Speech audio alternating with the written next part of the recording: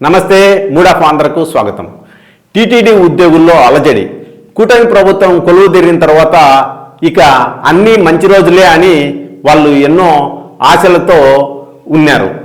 అయితే ఆ ఆశలు అడియాసలు కావడానికి ఎక్కువ రోజులు పట్టలే. నిన్న తిరుమలలో ఆలయంలో మహాద్వారం నుంచి బయటికి పంపలేదనే కారణంతో కర్ణాటకకు చెందిన బోర్డు సభ్యుడు నరేష్ కుమార్ అక్కడ విధులు నిర్వహిస్తున్నటువంటి బాలాజీ అనే ఉద్యోగిపై నోరు పారేసుకున్నాడు. నా కొడక అది ఇది అని చెప్పలేని మాటల్లో తిట్టినట్టు ఉద్యోగులే చెప్తాండారు. దీంతో ఉద్యోగులు నిన్న ఒక ప్రకటన చేసినారు. వెంటనే ఆయన్ను టీటీడీ బోర్డు నుంచి తప్పించడమా లేకుంటే తమ క్షమాపణలైనా చెప్పించాలని. ఆ రెండు జరగకపోతే మేము ఉద్యమం బాట పడతామని టీటీడీ ఉద్యోగ సంఘాల నాయకులు హెచ్చరించినారు. ఆ రెండు జరగలే.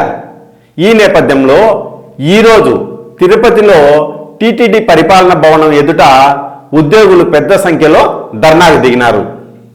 వెంటనే ఆ బోర్డు సభ్యుడిపై చర్యలు తీసుకోవాలని, తమకు క్షమాపణ చెప్పాలని వాళ్ళు డిమాండ్ చేస్తూ ఆందోళనకు దిగినారు. ఉద్యోగ సంఘాల నాయకులు మాట్లాడుతూ, దశాబ్దాల తరబడి మేము ఉద్యోగులు సేవలు చేస్తున్నామని, ఈ రీతిలో ఎప్పుడూ తమపై పాలక మండలి సభ్యులు నోరు పారేసుకోలేదని గుర్తు చేస్తున్నారు. కొన్ని దశాబ్దాల తర్వాత బోర్డు సభ్యుడు తిట్టాడని పరిపాలనా భవనం ఎదుట ఆందోళన చేయాల్సి వస్తోందని వాళ్ళందరూ అంటారు.